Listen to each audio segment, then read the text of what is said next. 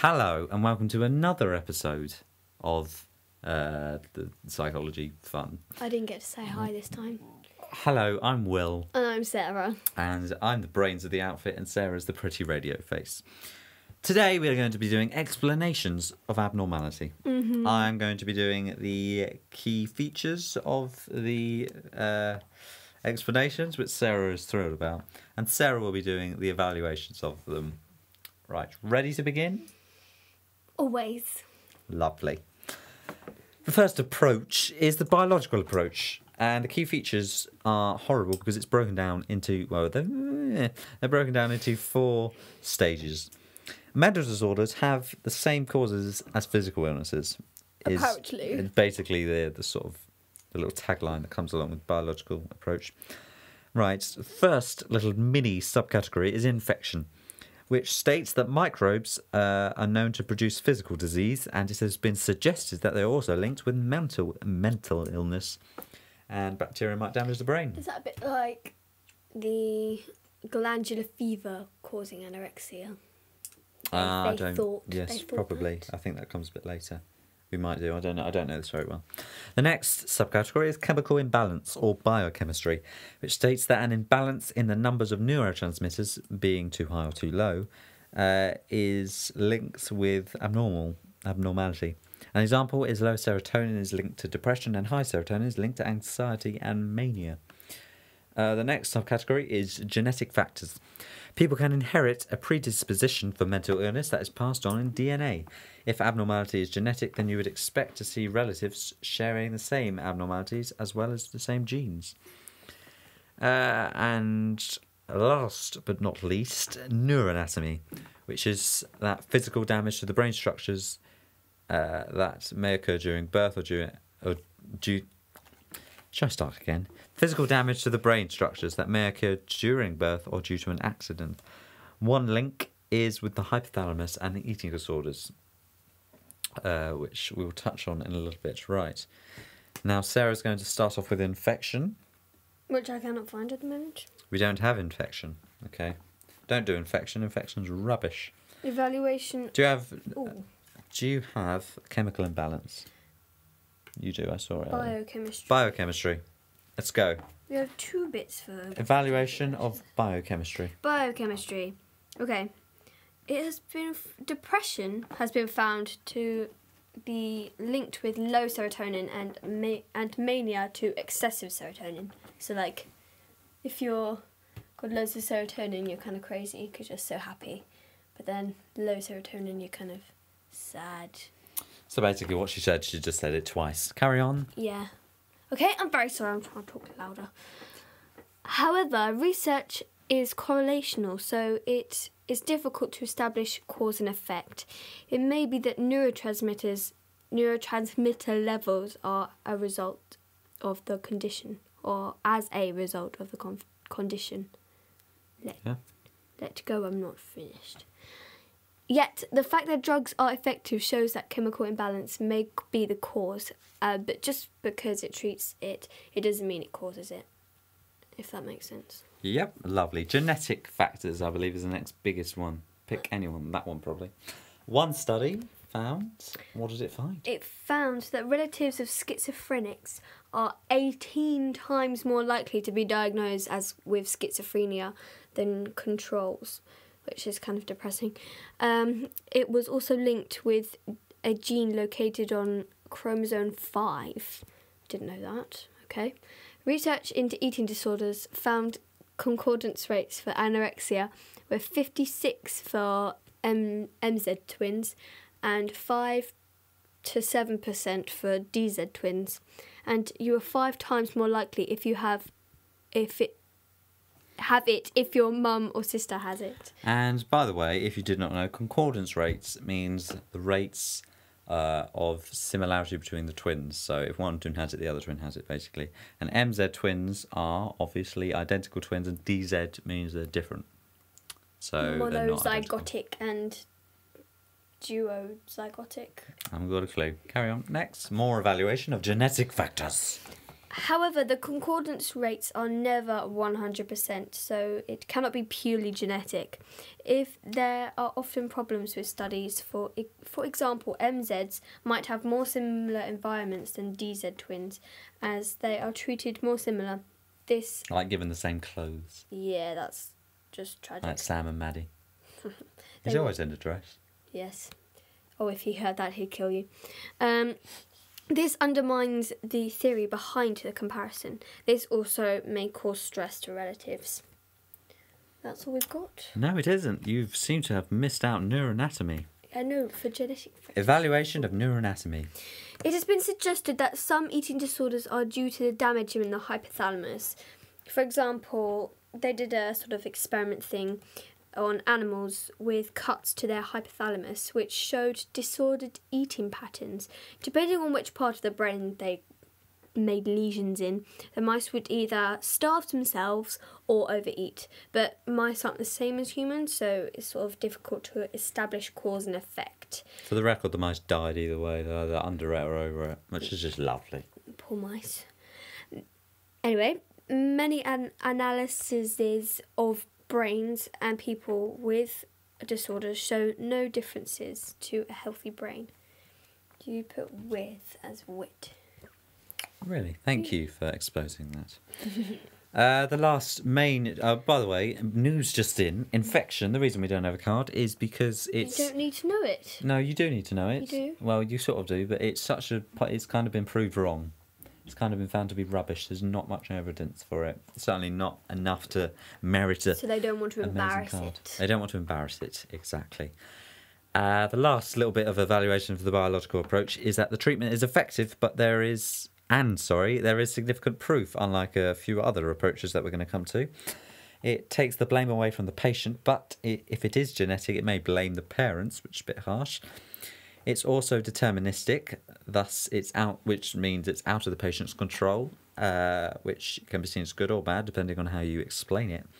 And it's reductionist, as it reduces abnormality down to purely biological causes, ignoring other factors, and it also devalues a person's feelings and experiences if they're depressed or anything like that.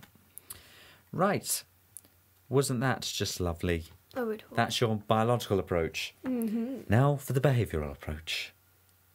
Ready? Lovely. The behavioural approach, the key features is that abnormal behaviour is learned in the same way as normal behaviour through a process of classical and operant conditioning and social learning. Key words there, classical conditioning, operant conditioning and social learning.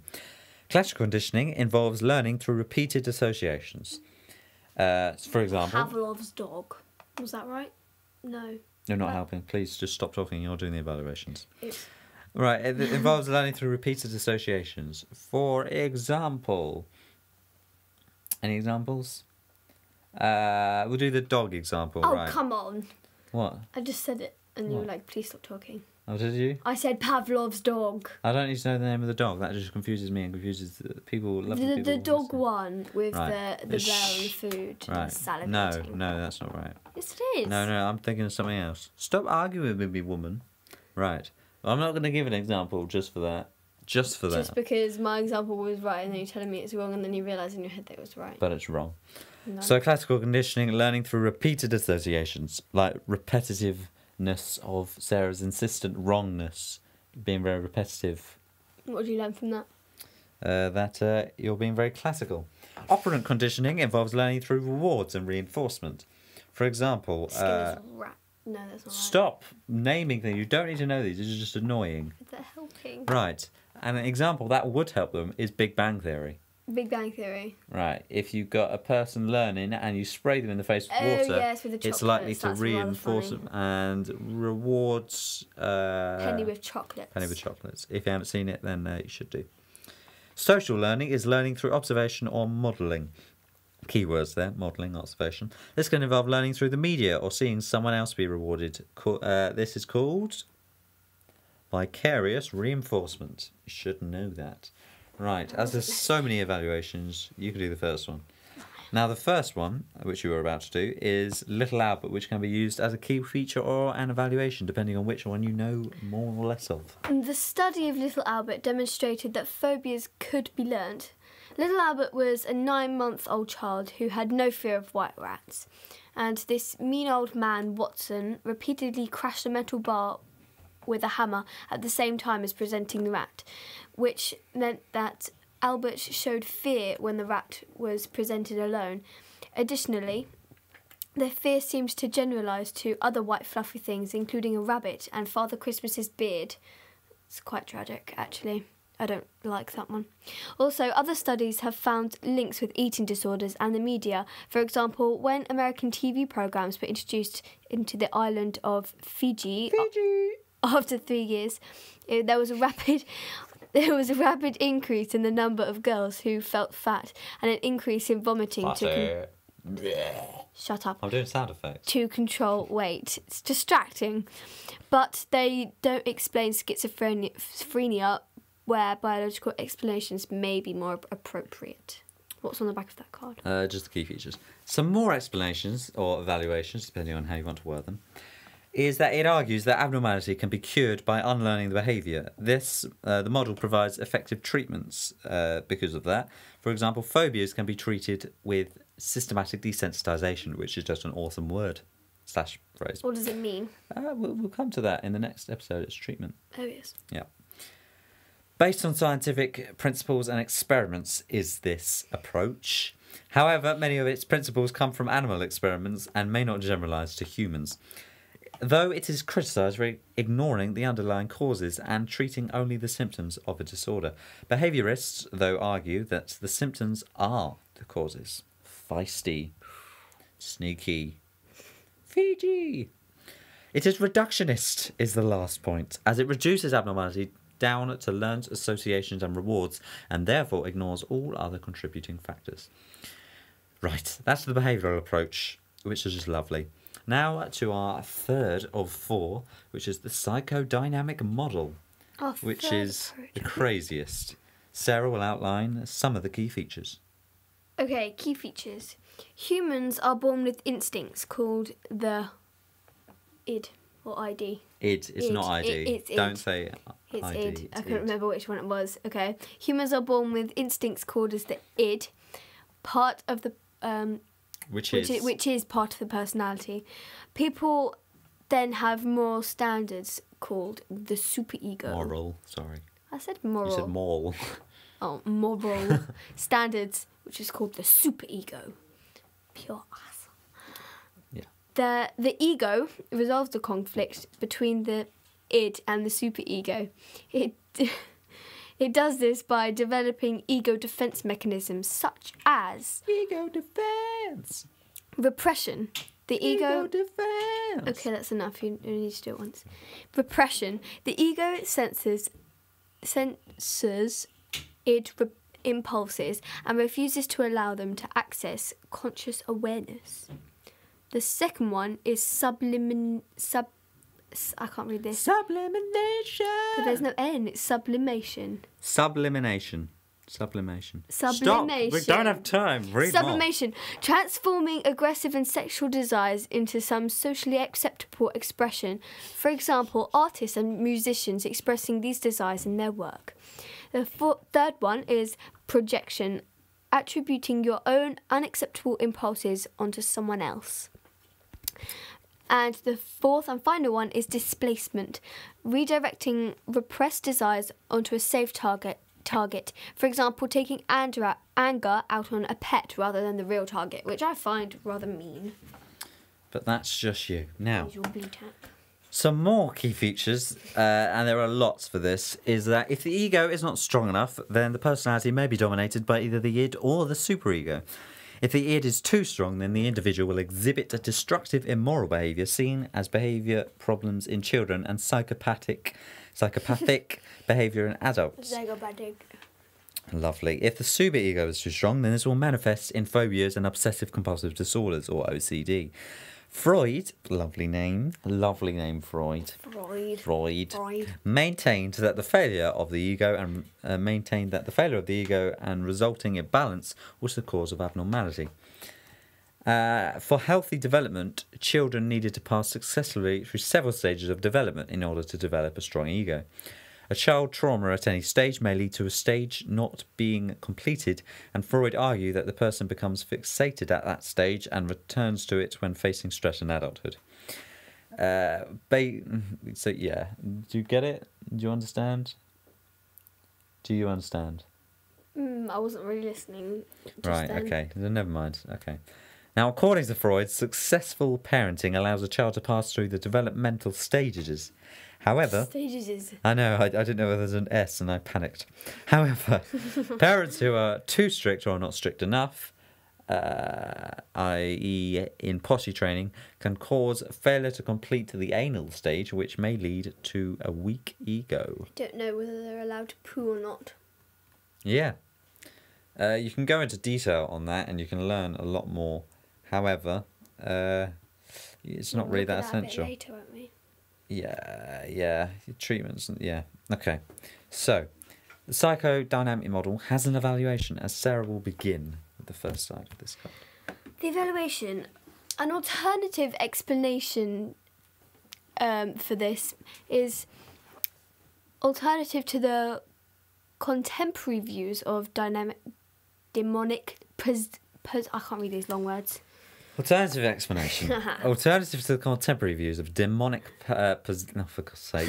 You got to do it either. Possession, paving the way for other psychological models. Basically, this was one of the earliest of the psychological models. And though it is completely mental and pretty much proved wrong, even though it can't be proved wrong, we'll come to that later, it was sort of the stepping stone of all the models.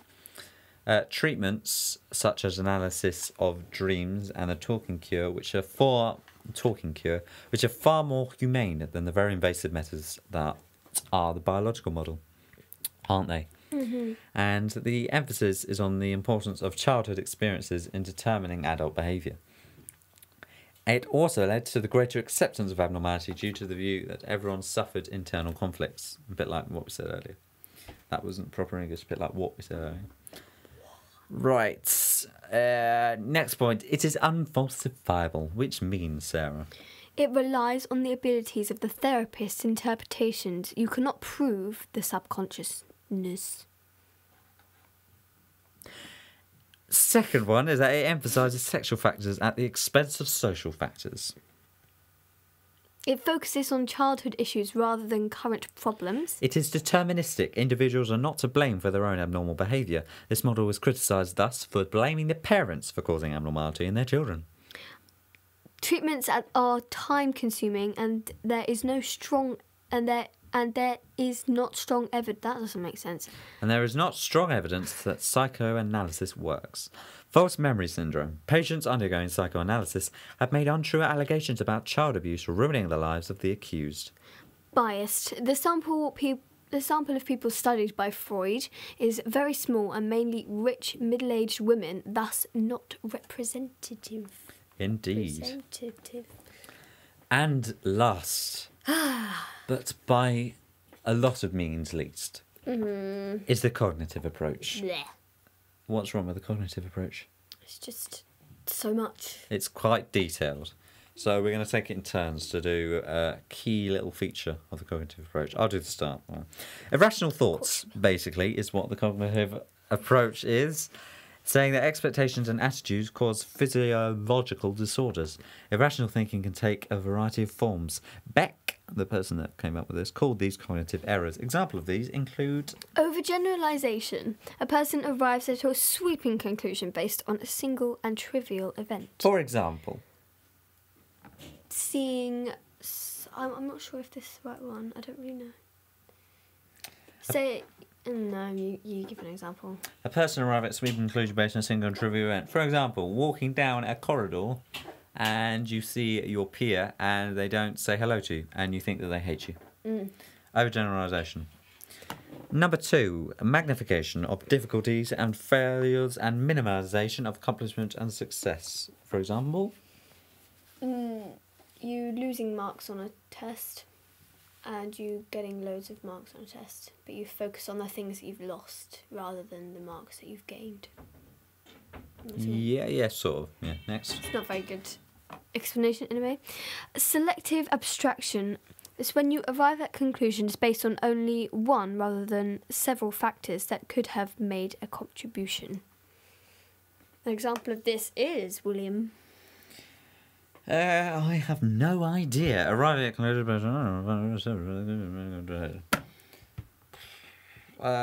selective estimate, like if, again with the person in the corridor, It's quite similar.